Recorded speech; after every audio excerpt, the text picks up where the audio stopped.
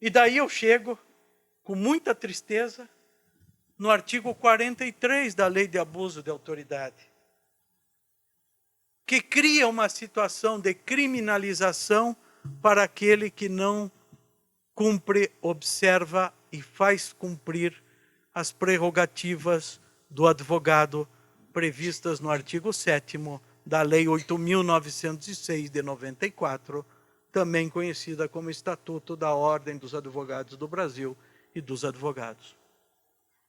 O artigo 43 criminaliza essa inobservação com uma pena medíocre, passando por todas as dificuldades que acabei de descrever a vocês,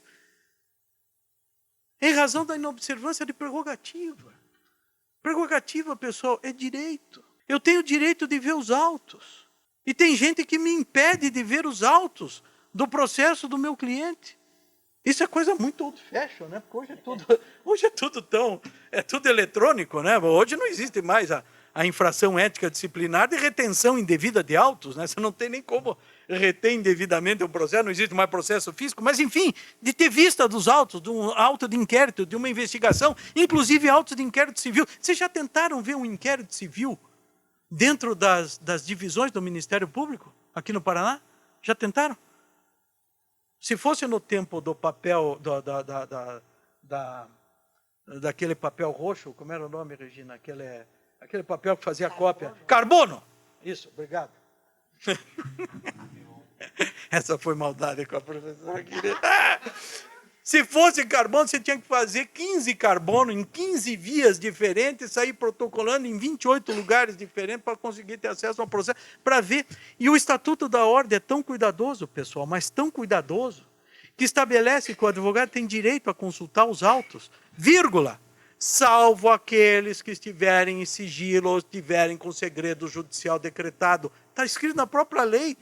Qual é o medo que alguém pode ter de criminalização, de verificação disso, se a nossa própria lei estabelece que eu tenho esse direito, desde que o processo não corra sob sigilo, desde que o processo não tenha, dentro dos autos, declarado o segredo de justiça.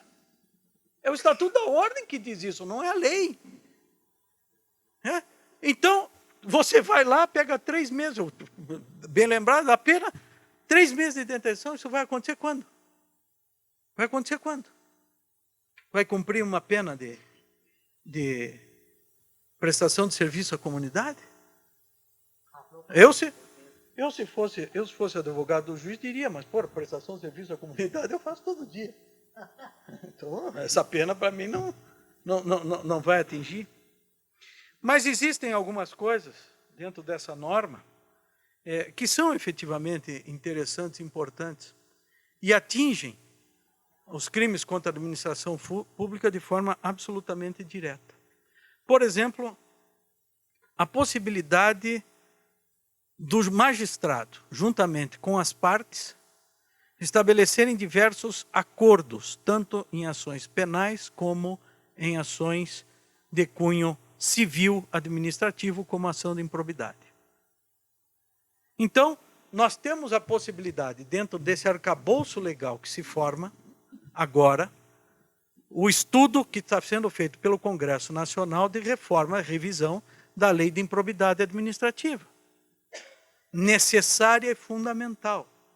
Necessária e fundamental, pessoal, tanto quanto foi a edição da introdução às normas ao direito brasileiro, que finalmente estabeleceu que só há prática de crime de improbidade quando demonstrado o dolo, a intenção do agente defraudar. E volto na minha primeira frase, alguém aqui é contra a corrupção? Claro que não.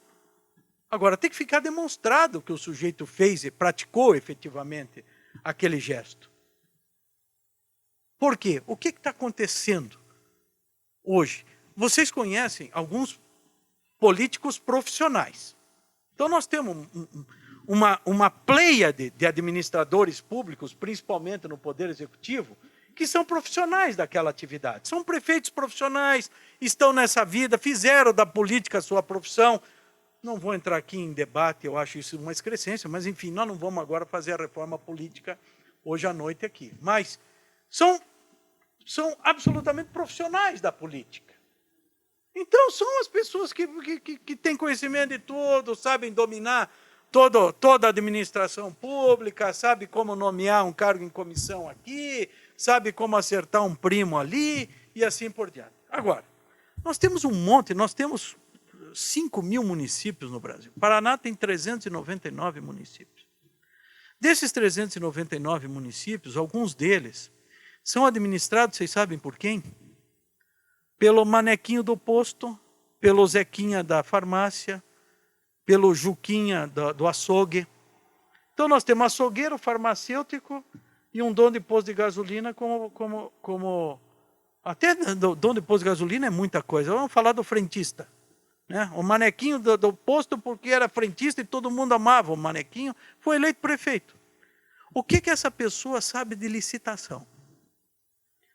O que a pessoa com essa característica que eu acabei de passar a vocês entende de processo licitatório, de dispensa de licitação? O que essa pessoa entende das modalidades de licitação? O que ele sabe de preço e técnica? O que ele sabe de leilão? Nada. Aí ele recebe no gabinete dele um documento dizendo que nós vamos asfaltar a via principal da cidade, ali em torno do Coreto. Vamos botar 3 margaridas de um lado, 2 rosas do outro. E a única que fornece rosa e margarida é a dona Sônia, que tem a única loja de flor lá da cidade. Está lá no cantinho a loja dela. Então aqui, doutor, eu preparei para o senhor um documento de dispensa de licitação, porque não tem quem licite aqui, só tem um. Então isso o senhor pode dispensar. Posso dispensar? Pode dispensar. Tem certeza?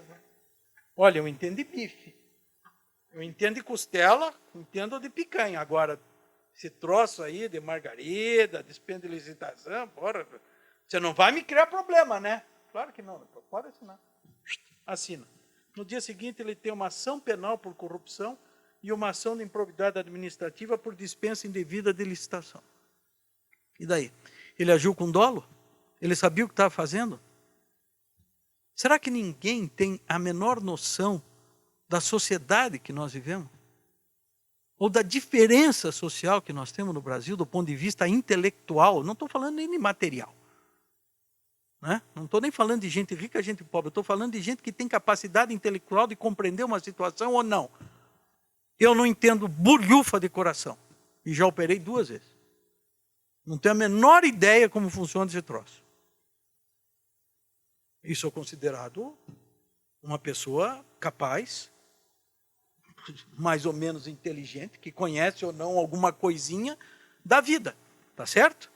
Agora, e o açougueiro, o frentista do posto, lá no interior do Paraná, aqui na Serra da Ventania, vão acabar com Santa Cecília do Pavão, tem menos de 5.000 habitantes, fiquei triste. Adoro a Serra da Ventania, um lugar maravilhoso para você andar de motocicleta, Curiúva, Sapopema, Santa Cecília do Pavão. São cidades deliciosas, metade delas vão acabar como municípios, né, pelo projeto que está correndo no Senado de reduzir o número de municípios com menos de 5.000 habitantes. Então, a Serra da Ventania vai... Esse pessoal não tem noção da administração pública. Nós defendemos um prefeito no nosso escritório, ele chegou para nós, logo que eu comecei com o Romeu, já tinha, obviamente, a lei de licitação, há 30 anos atrás, era outra lei, mas já existia. E ele diz, doutor, estou respondendo um processo penal por corrupção. Corrupção? É assim, lá na minha cidade, doutor, estão dizendo que eu desviei dinheiro federal. Pois não. Como é que eu posso ajudar o senhor? Olha, eu queria que o senhor fizesse a defesa. Tá bom, fui ler o processo. O que aconteceu? Um município, 900 habitantes, 1.500 habitantes. Dinheiro carimbado, veio do Ministério da Educação e Cultura, na época, do MEC. Um dinheiro para ele construir a quadra poliesportiva da única escola do município. A única escola. Aquele dinheiro era para fazer aquela quadra poliesportiva. Muito bem. Então o dinheiro chegou, estava previsto, finalidade específica, ele começou a fazer a licitação para ver quem é que ia construir a quadra poliesportiva, o dinheirinho ali na Caixa Econômica, no centro da cidade, tudo bem. Só que um dia, no meio do processo de licitação, no meio de tudo isso, cai o planeta Terra, cai no município dele. Chove 10 dias sem parar, mas destrói a cidade, destrói a cidade. E entre a destruição que a cidade experimentou, foi destruída a única ponte que ligava o centro da cidade à região rural. Não preciso dizer que não tinha nenhuma fábrica nesta cidade, ela vivia basicamente da produção agrícola de pequeníssimos agricultores, quase agricultura familiar. Derrubou a ponte, os caras não tinham como chegar na cidade, não tinha como dar volta, não tinha como sair. Esse prefeito não teve a menor dúvida, não tem um tostão. Eu não posso deixar a minha cidade nessa situação.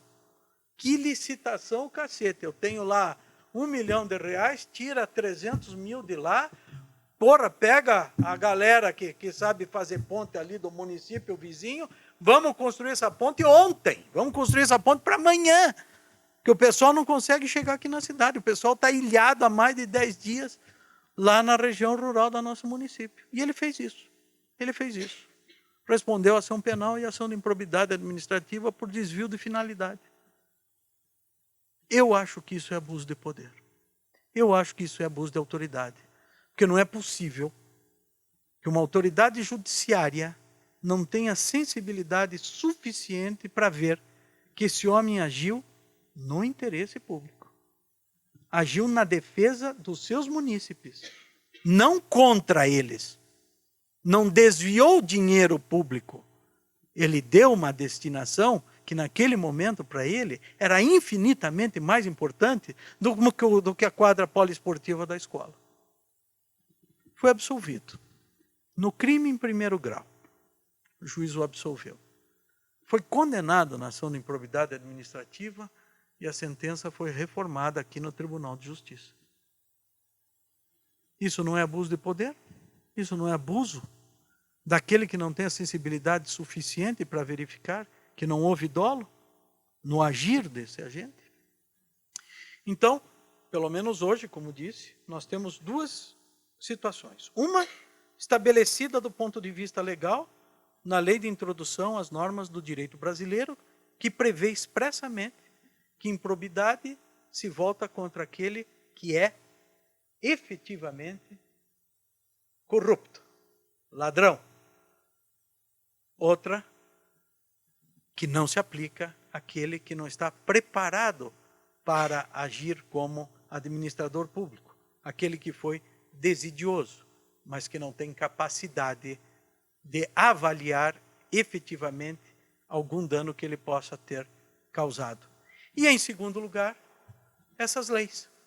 A lei que vai modificar a lei de improbidade administrativa, tentando modernizá-la, inclusive para você poder fazer, não TAC, mas para você poder fazer acordos efetivos dentro do processo. Para concluir, meus amigos, eu gostaria de tratar de um último tema das novas condutas de crimes contra a administração pública que se pretende impor a todos nós e principalmente aqueles que estão dentro de cada uma das instituições da administração pública e que eu acho absolutamente abominável. Já ouviram falar em Whistler Butter? O denunciante do bem? Pois bem, isso existe, é uma figura, para variar, de Harvard, Yale. Nos Estados Unidos, essa figura é do delator do bem. Olha o nome que dão para o cara, delator do bem. Está previsto, e nós temos que ficar muito atento a isso, a criação dessa figura excêntrica da justiça, que é o seu companheiro de repartição, que senta do teu ladinho aqui, te denunciar a prática de alguma irregularidade que você tenha cometido. Até aí vocês podem me gozar, dizer, mas Renato, peraí, a Lei 8.112, que é o Estatuto do Funcionário Público, desde 1990, prevê no seu artigo 143, que é a obrigação daquele que toma conhecimento de uma irregularidade dentro da administração pública, denunciar essa irregularidade para que seja instaurado ou uma sindicância ou um processo administrativo disciplinar. Então, você não está trazendo novidade nenhuma. Estou sim. Sabe qual é a novidade, pessoal? Se o sujeito fizer a delação, ficar provado com o depoimento dele, que pode ser mantido em sigilo até o fim do processo, ou seja, o sujeito delatado não sabe quem o delatou, portanto, nós estamos diante de uma situação de desconhecimento de delação, ao contrário da garantia do sigilo da fonte, é mantido em sigilo o delator, e se condenado aquele que ele delatou, por alguma razão, por desvio de verbas, ele recebe de 5% a 10% do valor que o Poder Judiciário recuperar. Ou seja, recompensa. Recompensa. Como os vigilantes americanos que nós vemos nos filmes do Gary Cooper e da Grace Kelly em Bang Bang em cima de cavalo. Reward. Reward. Recompensa. Me traga o Renato Andrade e leva... Renato Andrade não vale muito. Leva R$100. E daí? Querem impor isso dentro dos crimes contra a administração pública. Vocês imaginem o ambiente feliz e satisfeito que vai existir dentro das secretarias de Estado, dentro da Casa Civil, dentro do governo, a alegria que vai ser um sujeito olhando torto para o outro durante todo o tempo. Isso já existe no Supremo.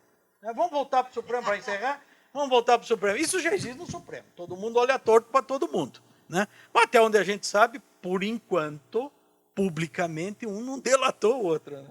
Não. Em lugar nenhum. Imagina-se que não. Né? E imaginem um ambiente dentro da administração pública com esta figura excêntrica do delator do bem, que pode fazer isso para recorrer. Eu estou precisando de um dinheirinho. O que eu vou fazer essa semana? Ah, Maria Antônia. Ah, vou pegar a Maria Antônia. Dessa semana, a Maria Antônia não passa. Ah, ela encheu o tanque do carro dela 3 vezes essa semana, não tem dinheiro para isso. Eu vou, já vou delatar a Maria Antônia. E se ela for condenada, os 3 tanques dão uns R$150, se eu ganhar 10%, dá R$15, já me ajuda a comprar pirulito. E daí? Tempos obscuros. Aspas. Tempos obscuros. Fecha aspas. Marco Aurélio Melo. São tempos obscuros.